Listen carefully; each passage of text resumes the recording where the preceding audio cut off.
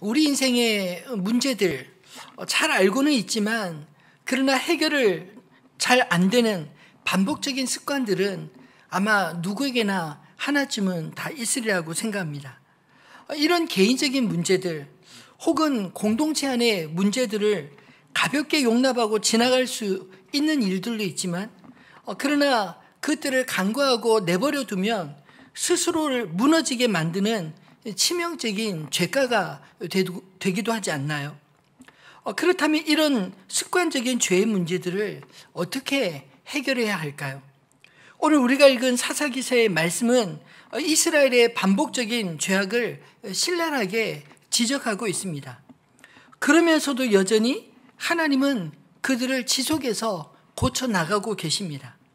오늘 우리가 읽은 말씀 속에서 우리의 문제들이 무엇인지 발견하고 또 우리를 고쳐가시는 그 주님을 더욱 깊이 알아가는 은혜가 있기를 소망합니다.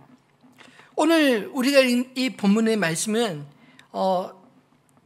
9장에 아비멜렉이 스스로 이스라엘의 왕이 된 이후에 그를 세운 세겜 사람들과 분쟁함으로 스스로 자멸하고 이스라엘이 동족 간의 전쟁으로 큰 혼란을 겪고 있을 때 하나님께서 이사갈 사람 돌라와 길라 사람 야엘을 사사로 세워서 이스라엘을 그들의 죄악에서 구원하시고 두 사사가 각각 22년, 23년의 다스림을 통해 45년 동안 이스라엘이 평온했던 이야기가 전제되어 있습니다.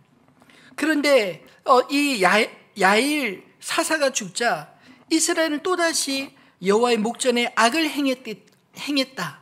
이 이야기로부터 오늘 6절의 말씀은 시작이 됩니다. 6절 말씀을 같이 한번 읽어볼까요?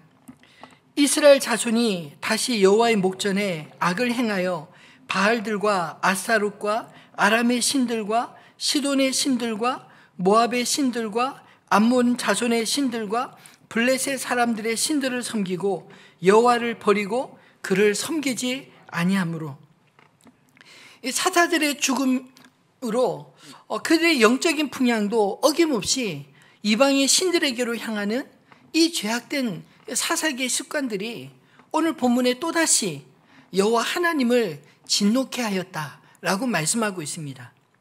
그들이 섬겼던 신들의 목록은 사실은 그동안 이스라엘이 섬겼다가 한 번씩 다 그 신들의 나라로부터 종살이하였던 민족들의 신들이 아닌가요? 그 결과는 늘 같은 패턴대로 여호와께서 그들을 붙잡으신 손을 놓으니 또다시 블레셋과 암몬 사람들의 압제를 겪게 되어 18해 동안 억압과 고통을 받았다고 기록하고 있습니다. 이방 민족들로부터 큰 고통을 당하면 어김없이 이스라엘은 여호와 하나님을 부르짖고 찾았습니다. 10절 말씀에도 이스라엘 자손이 여호와께 부르짖어 이르되 우리가 우리 하나님을 버리고 바알들을 섬김으로 주께 범죄하였나이다 하니 그들은 고난을 겪으면 비로소 하나님을 찾습니다. 그들이 무엇을 잘못했는지 그 잘못도 너무나 잘 알고 있습니다. 그런데 이번에는 하나님께서 그들의 부르짖음에 이전과는 다르게 응답을 하셨습니다. 그동안 무수히 이방의 신들을 쫓다가 고난을 겪었을 때 하나님께서 그토록 많은 구원을 베푸셨지만 아무런 보람도 느끼지 못하셨기 때문 아니었을까요? 그래서 13절로 14절에 이렇게 말씀하고 있습니다. 한번 같이 읽어볼까요? 너희가 나를 버리고 다른 신들을 섬기니 그러므로 내가 다시는 너희를 구원하지 아니하리라. 가서 너희가 택한 신들에게 부르짖어 너희의 환난 때에 그들이 너희를 구원하게 하라 하신지라. 한마디로 표현한다면 나를 버리고서 왜 나에게 구원해달라고 하느냐? 너희가 택한 너희의 신들에게 구해달라고 한번 부르짖어 보려무나, 이런 말씀 아닌가요? 하나님과 이스라엘 사이에 왜 이렇게 험악한 관계가 되어버렸을까요? 왜 이스라엘 백성들은 하나님과 우상 사이에 왔다 갔다를 반복하게 되었을까요? 하나님이 가장 싫어하시는 우상 숭배의 죄, 하나님 보시기에 반복적인 죄악에서 이스라엘이 빠져나오지 못하는 이유는 도대체 무엇이었겠습니까? 오늘 저는 말씀을 묵상하면서 드는 첫 번째 이유가 그들이 하나님의 은혜를 당연하게 여겼기 때문 아니었을까, 이 생각이 들었습니다.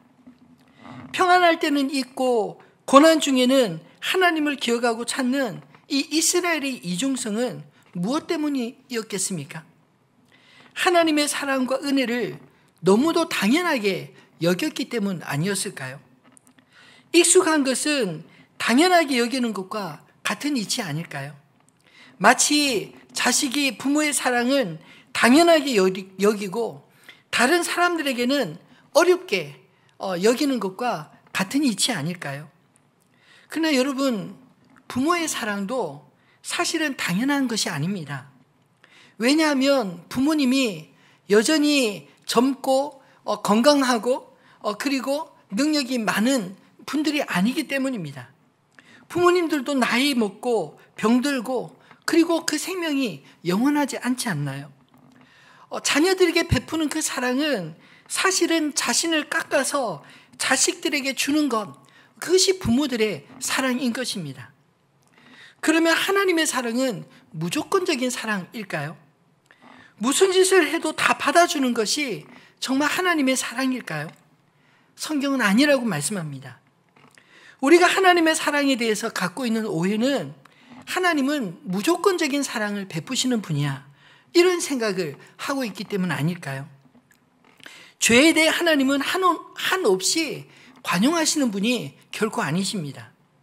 우리가 잘 아는 로마서 5장 8절 말씀 역시 무조건적인 하나님의 사랑을 강조하신 말씀이 아닙니다. 한번 그 말씀을 다시 찬찬히 읽어볼까요? 우리가 아직 죄인 되었을 때 그리스도께서 우리를 위하여 죽으심으로 하나님께서 우리에 대한 자기의 사랑을 확증하셨느니라. 아멘. 우리가 아직 죄인 되었을 때, 분명 우리가 스스로 의로워질 때까지 기다리시지 않으시고 우리가 죄인 되었을 때, 죄인이었을 때를 강조하고 있습니다. 그러나 여러분, 그 뒤에 말씀이 뭐라고 말씀하고 있나요?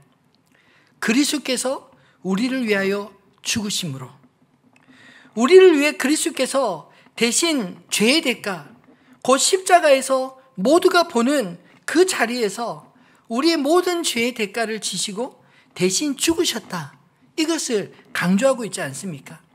그 이유를 하나님께서 우리에게 대한 자기의 사랑을 확증하셨다라고 말씀하고 있습니다.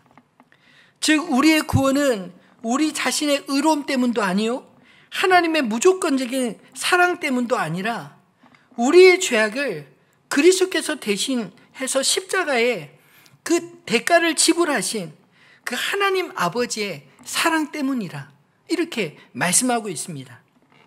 그래서 저는 이 하나님의 사랑은 무조건적인 사랑이 아니라 우리를 대신해서 죄의 값을 치르신 사랑이라고 말씀하고 싶습니다.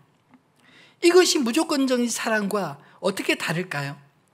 만약 하나님의 무조건적인 사랑을 잘못 이해하면 나는 원래 생겨먹기를 이렇게 타고났고 하나님도 이런 나를 사랑하시니 내가 어떤 죄를 지어도 괜찮아, 하나님 다 용서해 주실 거니까, 이렇게 하나님 앞에서 뻔뻔해지지 않을까요?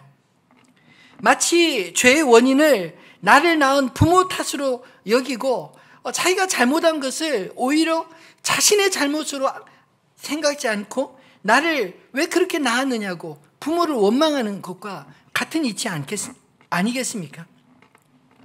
여러분, 그러나 우리는 결코 죄에 대해서 떳떳할 수도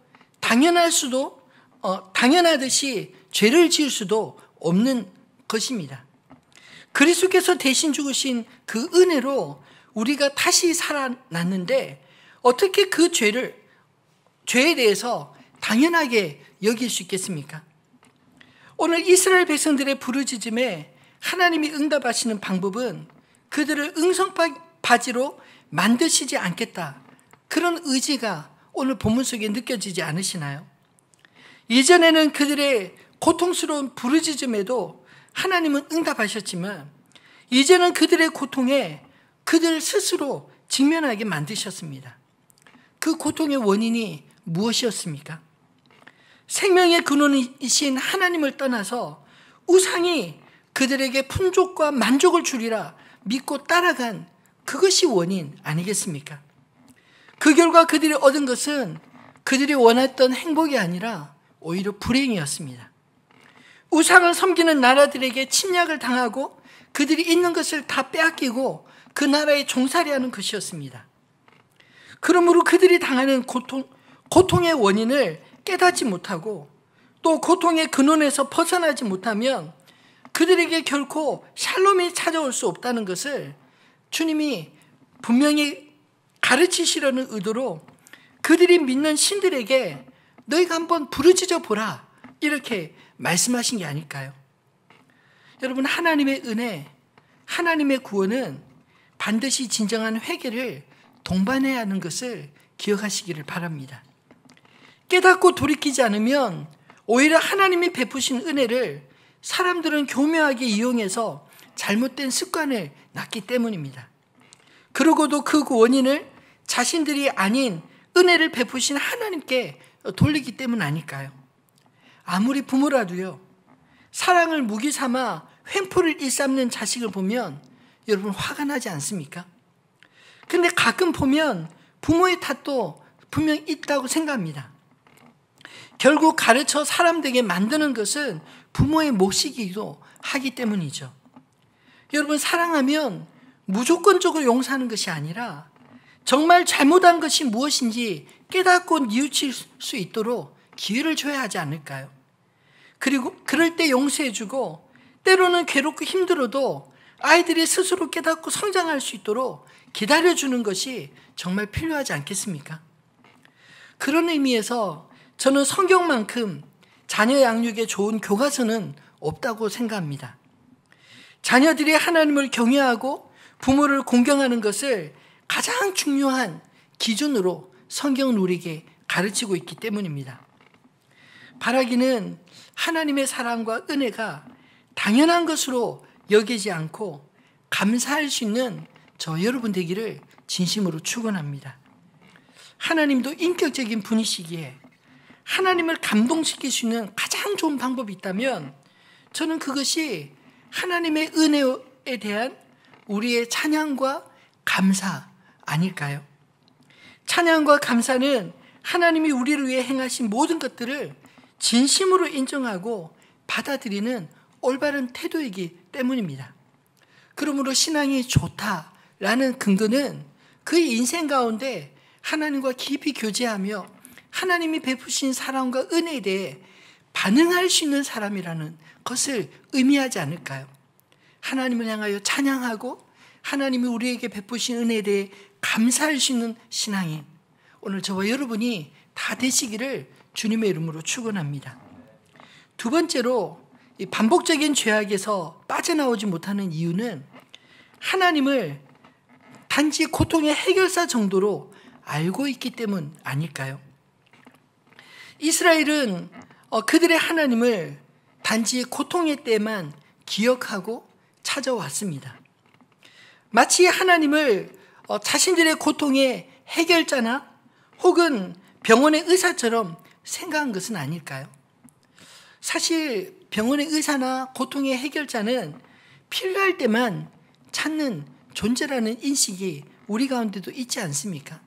건강한데 왜 병원에 가서 건강한데 왜 그 치료를 받으려 하겠습니까? 문제가 있으니까 원인을 찾고 그 문제를 고치려고 상담사를 찾거나 혹은 의사를 찾는 게 아닐까요? 근데 오늘 본문에 보면 이스라엘 백성들이 그들의 문제가 있을 때만 하나님을 찾았다는 것이 오늘 그들의 잘못된 습관에서 벗어나지 못하는 문제가 아니었을까요? 하나님은 분명 이스라엘의 구원자시요 치료자도 되시지만 그 이전에 하나님은 그들의 아버지시요 주님이셨습니다. 이스라엘의 생명이시요 평강이 되셨습니다.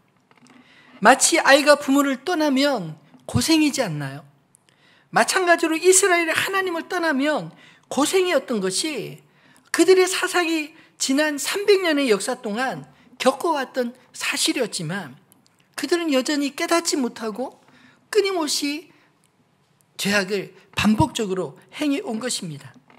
오죽하면 하나님께서 그 백성들에게 너희 신들에게나 구원을 빌라, 이런 어처구니 없는 말씀을 하셨을까요? 우상은 그들이 만들어낸 환상이요 바람일 뿐, 우상이 그들에게 준 것은 고난뿐이었습니다. 우상은 생명도 능력도 없어 이스라엘이 그들이 처한 고통에서 구원할 능력이 없는 거짓일 뿐이었습니다. 그런데도 그들은 고난의 순간만 모면하면 똑같은 실수를 범하고 우상을 찾아 가지 않았습니까? 정작 고난의 현실에 부딪혀야 그들은 정신을 차리곤 했습니다. 우상이 그들을 구원할 수 없는 존재라는 그 사실을 깨닫게 된 것입니다.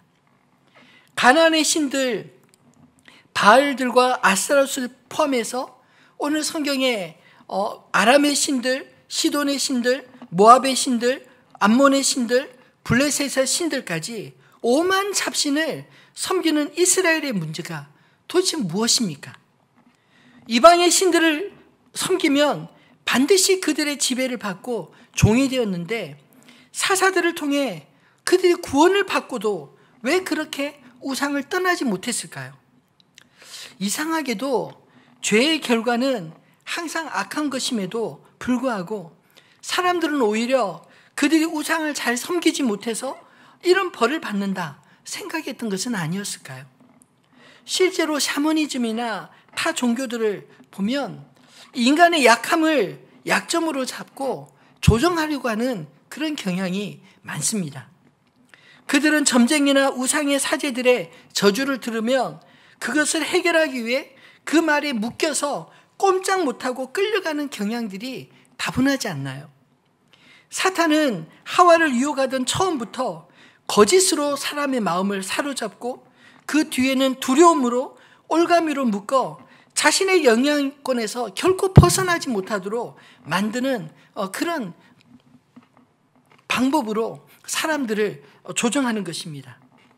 근데 참 이상하게도 평안할 때는 생각나지 않는 하나님이 고난을 당할 때는 왜 그렇게 잘 생각나고 찾게 되는 것일까요? 이스라엘이 가장 공고했었던 출애굽의 광야 생활이 그 고난받으면 떠오르고 그들을 구원하신 하나님을 비로소 기억했던 것이 아니었을까요? 평안할 때는 내 힘으로 살아내는 것 같고 공고할 때야 비로소 내가 내 힘으로 살 수 없는 존재구나 깨닫게 되는 것이 참으로 얼마나 어리석습니까? 이런 패턴이 비단 이스라엘 백성들만의 문제일까요? 혹 우리 안에는 이런 패턴들이 나타나 있지 않습니까? 편안할 때는 내 힘으로 내 능력으로 사는 것 같고 그리고 힘들고 어려운 일을 만나면 그제서야 하나님을 찾는 이런 이면에는 하나님을 믿지 않는 불신에서 비롯되거나 하나님을 자신의 편의를 충족시킬 대상으로 생각하는 그런 결과가 빚은 현실 아닐까요? 아무튼 이스라엘 자손이 정신을 차리고 여호와께 부르짖기 시작했습니다. 우리가 우리 하나님을 버리고 바알들을 섬김으로 주께 범죄하였나이다. 이런 부르짖음에 하나님은 어떻게 응답하셨습니까? 보통은 용서하시고 구원해 주셨습니다. 그런데 의외로 오늘 본문의 말씀을 보면 하나님의 응답이 냉담으로 느껴지지 않으시나요? 이전에 그들을 압제하던 나라에서 구원하신 것을 하나하나 언급하신 하나님은 이제 다시는 그들을 구원하지 아니하시겠다. 그렇게 말씀하십니다. 더구나 그들이 섬기는 신들에게 부르짖어 너희를 구원하게 해보라. 이렇게 요구하고 있습니다. 하나님께서 이렇게 말씀하시는 것은 이스라엘이 그들의 우상에 대한 믿음이 결국 우상의 나라들로부터 압제를 가져온 현실을 깨닫게 하실 뿐만 아니라 그들이 믿는 우상이 실제로 그들을 구원할 수 있는지 한번 부르짖어 확인해 보라. 이렇게 말씀하신 게 아닐까요? 만약 그들이 섬기던 신들이 참신이라면 그들을 구원해낼 것입니다. 그렇지 않더라도 번번이 하나님을 버리고 우상을 쫓아간 이스라엘이 그들이 필요할 때만 하나님 찾아오는 것이 과연 정당한가? 오늘 이 질문을 통해서 주님 말씀하고 있는 게 아닐까요? 그러므로 하나님께서도 내가 다시는 너희를 구원하지 아니하리라 말씀하실 수 있으셨던 것입니다. 결국 이스라엘이 진심으로 회개하지 않았기에 이런 죄악과 회개의 패턴이 반복되고 있다는 것을 하나님은 그들에게 보여주고 계시고 그들에게 진정한 회개가 아니면 돕지 않겠다 이렇게 말씀하신 게 아닐까요? 15절로 16절은 이런 하나님의 엄중한 말씀에 대한 이스라엘 백성들의 반응이었습니다. 15절 16절 말씀을 한번 같이 읽어볼까요? 우리가 범죄하여 싸우니 주께서 보시기에 좋은 대로 우리에게 행하시려니와 오직 주께 구하옵나니 오늘 우리를 건져내옵소서 하고 자기 가운데서 이방 신들을 제하여 버리고 여호와를 섬김에 여호와께서 이스라엘의 곤고로 말미암아 마음에 근심하시니라. 보통의 경우 이스라엘 백성들이 행하지 않는 이야기들을 오늘 본문에 하고 있습니다. 그들이 범죄한 것을 깊이 깨달았고 그 다음에 그들이 섬기던 우상을 버리게 되었다고 말씀하고 있습니다. 그런 모습을 보고 오늘 본문에 보면 하나님께서 그 이스라엘의 공고로 말미암아 마음에 근심하시니라 이렇게 말씀하고 있지 않나요? 왜냐하면 이스라엘 백성들이 진심으로 회개하는 것을 보셨기 때문입니다. 그들의 회개는 두 가지로 하나는 자신들의 죄악을 자백하고 그 결과까지도 기꺼이 수용을 하였습니다. 하나님께 도움을 요청하지만 예전과 다른 태도이지 않나요? 또 두 번째는 그들이 이방의 신들을 제거하고 여호와를 섬겼다고 말씀합니다. 하나님께서는 다시는 그들을 구원하지 않겠다 말씀하셨지만 그들이 자신의 죄악을 뉘우치고 회개 열매로 우상과 단절을 하는 행동을 옮기자 하나님도 그들의 공고함을 보시고 마음이 쓰이셨던 것입니다. 하나님이 마음을 돌이키시는 포인트가 바로 이 지점 아니겠습니까? 이스라엘이 이전과 다른 태도를 보이기 시작할 때 하나님의 은혜를 이제 당연하게 여기지 않고 하나님을 단지 고통의 해결자로 여기지 않을 때 하나님도 마음을 돌이키시기 시작하셨습니다. 하나님의 은혜를 감사로 고통을 피하기 위해서가 아니라 여호와 하나님을 즐거워하는 마음으로 온전히 주님을 찾는 저와 여러분 되시기를 주님의 이름으로 축원합니다. 말씀을 맺겠습니다. 하나님께 근심이 아닌 기쁨이 되는 저와 여러분 되기를 소망합니다. 오늘 본문에서 이스라엘 백성이 하나님의 근심이 되었던 이유가 오늘 분명하게 보이지 않으시나요?